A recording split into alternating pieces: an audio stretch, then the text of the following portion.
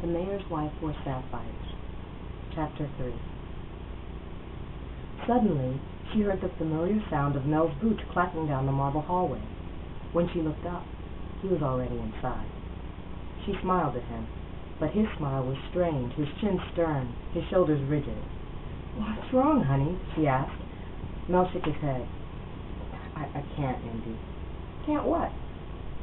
"Run for Congress." He took off his jacket and hung it in his closet. Indigo rose quietly from the sofa. "You got the report?" "No. The problem may be deeper than I thought, though." Her heart started to race. "How long will it take to fix it?" Mel stared at her. "I can't leave the city like this, honey." "But your supporters have pledged over $100,000 to your campaign." She looked at her watch, then back at Mel. "Honey, you can't just tell them you're not running." "There's about $2 million missing from World Hub, Indy." Mel's face contorted in a way she had never seen before. His shoulders, usually as straight as an arrow, drooped. Indigo crept close to him and gently rubbed his back. He meant everything to her. Her tall, honey-colored husband's masculinity now looked worn and tired. "I'm sure there's some miscalculation, honey," Indigo said. "Some misunderstanding, like the Tishman Drive development, remember?" She thought for a minute. "There has to be a good reason." "No reason's good enough," Mel said. "I won't let it go down like this." "Then get yourself on the Congressional Appropriations Committee and fix it." Mel shook his head while placing his cufflinks on a tray. "No." Indigo followed him. "You can't just not run. What about our lives?" "What about 80,000 other lives, Indy?" "You can't do anything until you have the power," she said. "I'm not running, baby, that's it." Mel wrapped his arms around Indigo, but she jerked away. She stomped behind the sofa. "Why didn't you tell me this before tonight? Before all our guests were on their way here?" "I just found out for sure myself." Mel came to the front of the sofa. "And you call this a marriage?"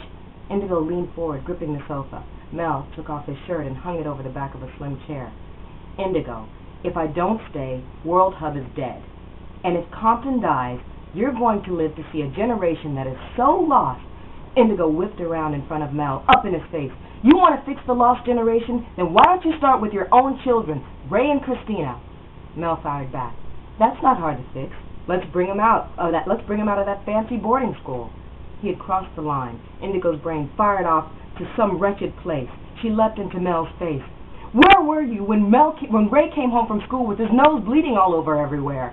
Because kids said he talked like a white boy and got straight A's. Because he was the mayor's son." Now she spoke through gritted her teeth, "And Christina stopped using the bathroom, the school bathroom. Did you know that?" "Why?" Unperturbed, Mel stepped out of his pants and hung them on a hanger. "She'd hold it all day because she got jumped in there." "We have to change attitudes and heal the anger of 300 years. A kind of pleading slipped into his voice. "Not on my children's life.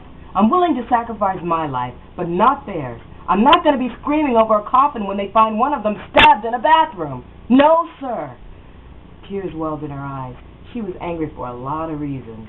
One, she didn't want to be a whining little victim. And two, she knew she was defying him, which she hated. But there was no choice when it came to the welfare of her children.